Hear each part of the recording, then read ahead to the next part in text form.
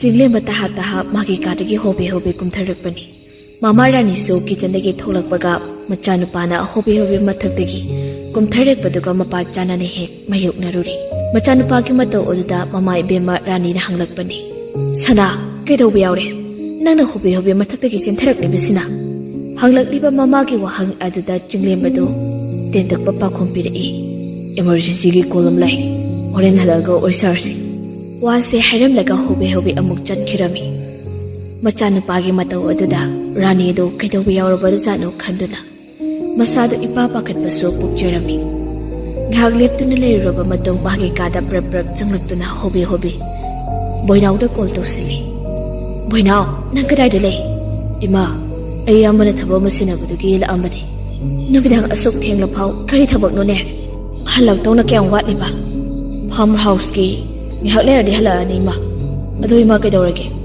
नंगने निहाक लेरगा निहामबदने call तौदने कदाइदा ले हंग हौजिकति तौरकिन होबे होबे ने करी थौदो अगने चटखिबदा ngairibani aina hanglubada emergency call ama laena hairami kadaida lei khotlido hanglagane imada pawung piro numidang sidane mana chatliba thabakse imane ichingjini mana chatliba nupidugi manak to soidana oirabani nang marondo ma khaklagane hairauko hoima phare phare thamni call do thamkhriba matung rani do wakhal de khali masida nupi chidriba makhaine ayi wakhal sele tabam khanglaroi nongma nongmagine sum aina bawda thabak singsi yamna toina toroktorima mana khanjariba mangjariba manglansi oithokpa yare heba ma masana kitta khanba nateba nakal amadana langlen gi mayumda langlen gi mama do yamna sauna karino ni nangna ngangliba wadabo luhomagi matam lepna loikraba matungsida luhomba ngamda rehearsiba ima nachana haijariba wase wakhal ke khalabagi tongda haijaribani imana luhombase amukta haidopiko madu chatnaba yaba wana tini ibe manangba pumnama oiduna so ni luhombase yaba sungawamlo adubu karigino haibanida nangna ibungu chinglembada leijaba phangba haibasi naraibakto thamban chatlagumbani nungdol thakse khunalama phangbagomni hai banganu ni imagi be manangba yummaduda maharani amagomna naning tawjaruso hairaga nangna yadrisibo karigino haibanida ima engonda wahang amta hangbirakano engonda pakhum amta leite karino ni masibo ngaurubro nangbo nangna samangna ayaba pikriba natro matamduda ayaba pikraga hausingna nasana yade harsibo aishibu ichiduda kamaina haido udoino imana phanaba simbi yumpan ma habese nachana ilai laina khallori yumpan minaga dawri panu panu pido motinaba machangi sana nupa pura dara marang kaina leiri haiduna hetiya banati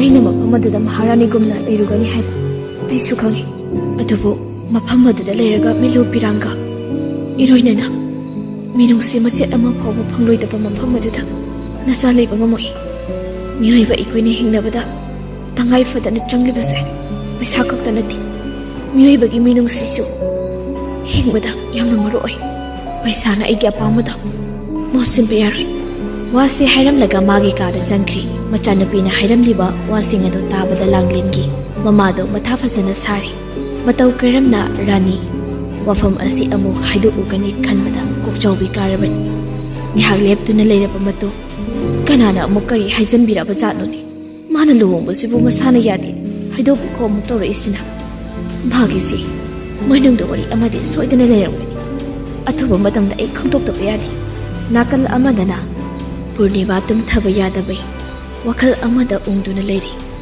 ngihak wakhal on khalabatu mochanupada ningaindana tumduna leiriba adubu amu thawai tana yengjariga machagi makuk aduda nungsina nanthabi ichagi dabak ai khangkan mi mama oidana icha hasibu matik chaba mi ama oinana ba hotnagani ai mama amagi chapsaba pudang duma ai phangthokani machanu siba khangdaba miyoibagi lichat nataba mahakpudi mahaki maramgi dama ai wakal sonthabi yadi ai hinkirani isasi ki dama thamna leina apoksi magidi ai mahabu amukhana nakpiba ngamara tanjadu da manim ibe malebak leido ka aduda jamlei mawong nupina tumdana leiramno aduda jangsilaktana ibe ma nangmuna sakhara nungairabro khonjal adu tabada purnima do phamungdagi kumtharaktuna hoima Sakara semda uro Ima, yarnida.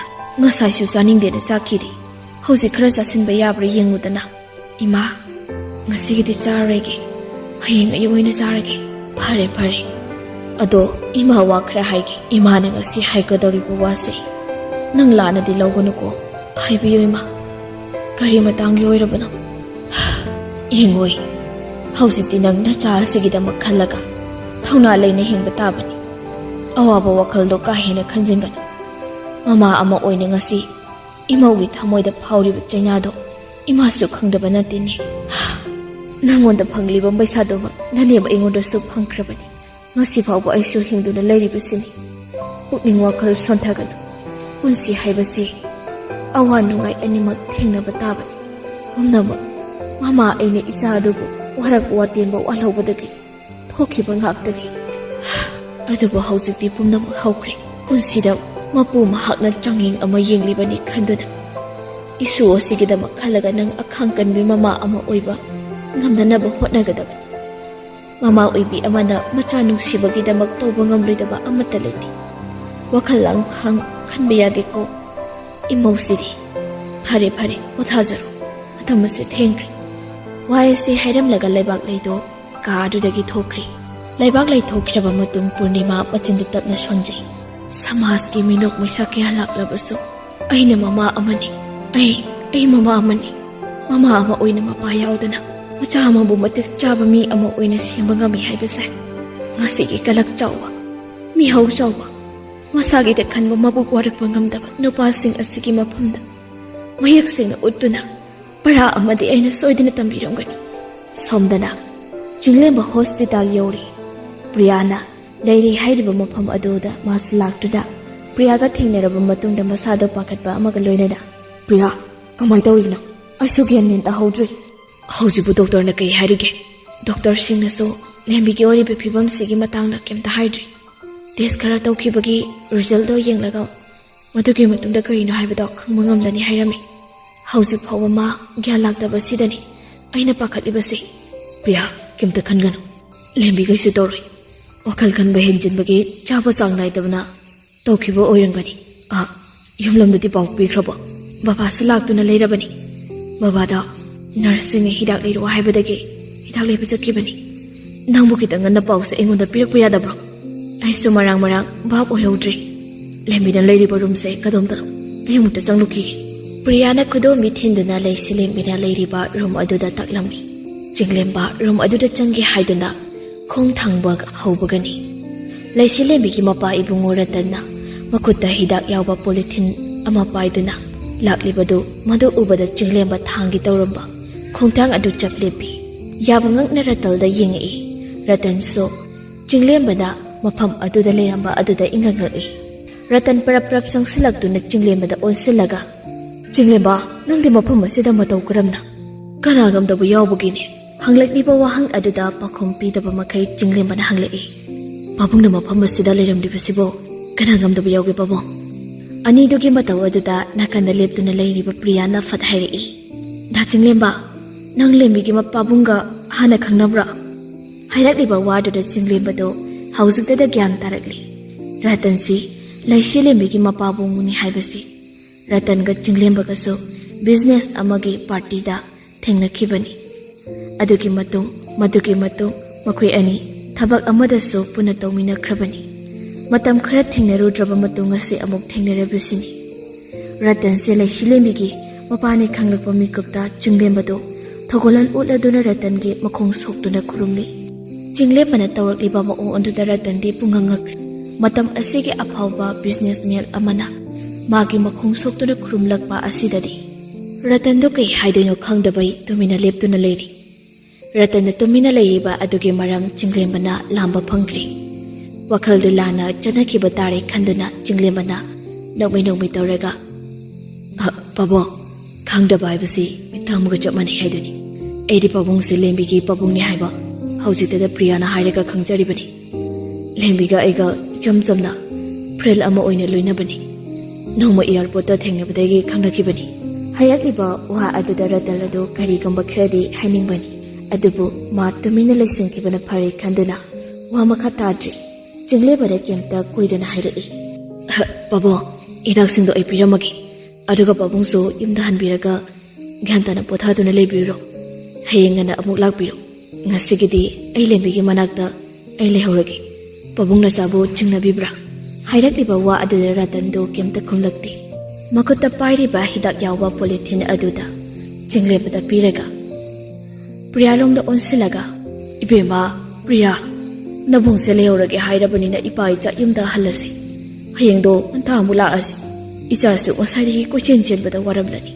Baba, wadida. Hoi, pare. Da chinglebana ngasi numidang se leibiragi hairabanina. Hayeng ayo mula ase. Asi hairaga chingleba lomda mamay ado amuk lasilaktuna. Da chingleba adudi khoy amuk chalagi ko. Hoi hoi. Ratan ga Priya ga to mafam adudagi chatkri. Ratan na chadasana wakal khalli. Mata ukaramna ay chanupi asiga maga khangnarim libano. Chingleba bo aina thajai. Mahaki maramda aina lana khanba chumdi. Maha aduguma misak amadi oiramlo. Aigi chanupi bu achumba lambida puraknaba soidana hotnaramgani. Adumaknani aigi chanupi asina yumda laktuna leiribasi. Kari karamba marino makoi anigi marakta leinariba marisi.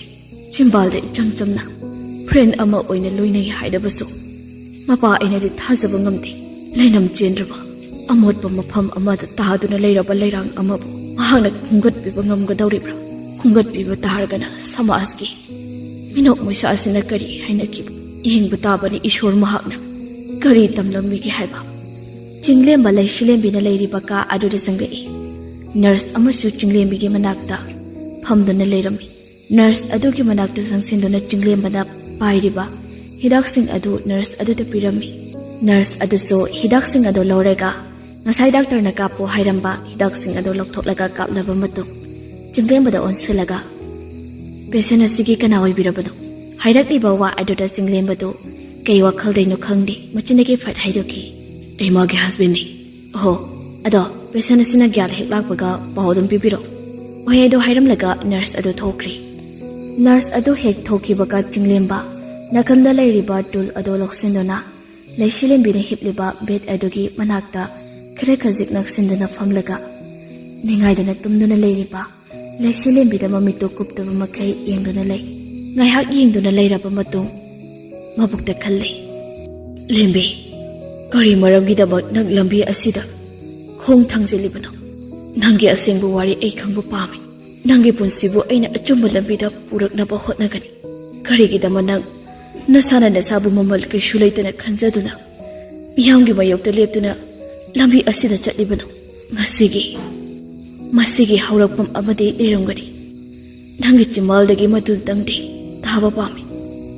Nangi punchina mafam khangda mangkhibado ai tasengna pamoi. Ngayaksu wakal khanduna lerambadagi nupa asi. Ngayaksu wakal sum khanduna lerambadagi nupa asi kari wakal khalirabano khangdi. Leisilembi makut adu tapna pairaklaga nungsina chupiraduna. Lembi mitpang ai nanga wari sanaba pami. Nangna tumina leibase ai wakalse pothafam khangdi.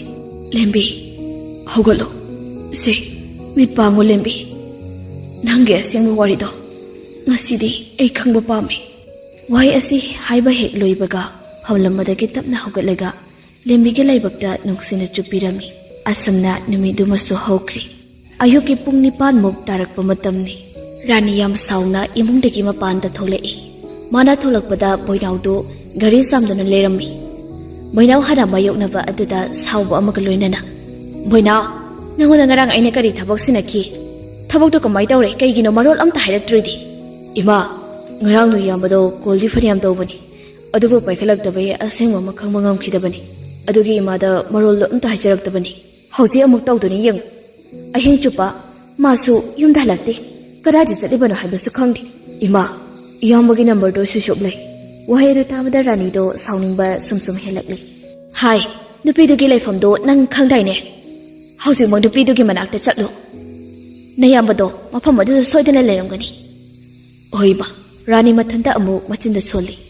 Ahigi icha amakak yauzabasi pung ang hek mangidako ahigi icha makna isin nasina panbada tukotjaraba thabaksinsi tawrungani haibadine. Mama aina mangda phawbusu mangludabani ngomutasu khaludaba ngami Ibema nang fazana ngami Mona singaw la I haibado chumida Amonda mi lairung na haido onthok na chungkhreda Boinaw su gari jamlibado sasat oshilaga gari ado thaudok tuna thokre Rani su imung da jangi hek tobaga gelomdagi laikai gi machi thokpi langlen hoigi yum thangnaba Ibem haldo hobe hobe changlai Ibem halda hobe hobe lakpudo ubada Rani na Ise kaidoba yawrabagi ado pakhana la idubo Ibem halda mangolgi stair ado heka khalakpaga sor ado chaning tana adoma khontoklaga Rani ise na la ibase paw amatam ge haiduna la ibani kai paw no haisibo law sofa sida ngai phamsi ado agyan tana wari do sarasi wase hairega makhoi animak sofa do da phamthai hek phamthabaga Rani mamai ado imung lom da onsilaga bala tabro sado class ani da semlaga ne apal da puthoro bala so hairibado taraduna khumlai hoi midam Rani iliba mafi ado haife semlaga ise kai paw no tamge haidubo tammo tasi as tan butaleda tamgadawbaga hekta hayu kai dorage iche nangba athai ke sunate da langlen gi wani hairak diba wa adada Rani ado chingnarak tawna langlen gi kai wano nacha nupa chinglembaga luhongbagi matam lepnaba loikri haidaini luhongbai matam dubo nupi masana yadana lepkhibro natraga masana yarega lepkhibro aina haidine mama mapa na yaduna lepkhribra nupi masadogi wa taraga lepkhibra simatan khangningba hairakliba wado Rani dadi mamai makuk amata samnadaba haibado oiri ya khanjanaraba matungda ise masana yarega lepkhibani kidawraba yawragi masana yarega luhongbai matam lepba loira kansidabo amuk masana yadi luhongbasi yaba ngamoi amuk toiba ayuktaini moi mama machana khana horido tababuni ngambu ngamjadi inasina Maharani gumna lejo haibadane mane yadrisi kaigino sida mapunsida nungaiba phangdana leiribado inawgi yumsida nungaina lejo haibada mane yanin drisina karigino haiba magido inawu usitabani nati hauji puluhongbase khaiba taribro laikai asidadi ibungo chinglemba luhonggadawre khangdaba kanamta leiramaroi kaigumma luhongbase kairabadi inaw hoibu laikai asida nang ngangna dawriba mayamdo khanbibada nachi aidine Hausitegi waba hauri hairakliba wado tarega Rani wadi nganglakti mabukta khalli icha langlen maknabo luhongbasi yaba ngamloi hayeba masi ai thajaba ngamde masana yaduna luhongbagi matam lepnaraga loikhruba kansida hausit mana amuk luhongbasi yaba ngamloi haibagi maram amadi soidana leramgani ai chanu pana langleda wa khar soidana hairamgani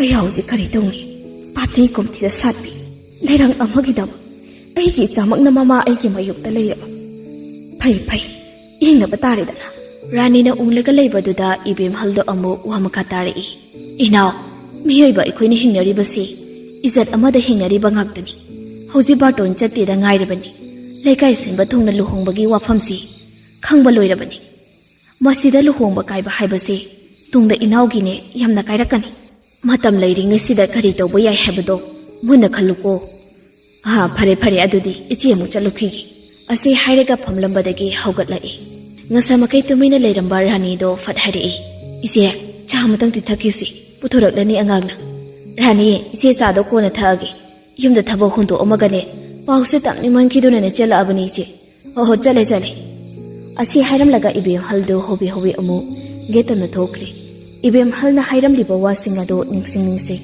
Rani masado haifam tawfang khangdaba haibadu oiri laikai asina ijat tawnariba imung amani karigumba luhongba asina kaikiba tarabadi laikai asina ngangra dobo mayam ado khanjulubada masado asawba sum hengalakli machinda tapna solli oktabi adugi maramgidam thokliba ngaktani phai Rani aingonda singnara adi Rani aina kadai phoba ngamba haibado khanganba taridana rang kaithen kabi napa khuding sadong yonbi magi maramgidamak aigi ichana mama aigi mayukta leplataba masana masa kanano haiba khangjadraba aina tapiba taridana wasi hairaga sauna imungda changki somda hospital da chinglemбado ahing chupa tumdaduna leishile bibu sangduna gyalak pangaiduna leirambadagi nongalamda ngihak aduda ngihaktam tumthakibadagi hawjikta makeup tholakli mana makeup tholakpada bed aduda leishile bi leiramdaba aduda masa adu pakhatpa amaga loina namamit adu khangsing singlai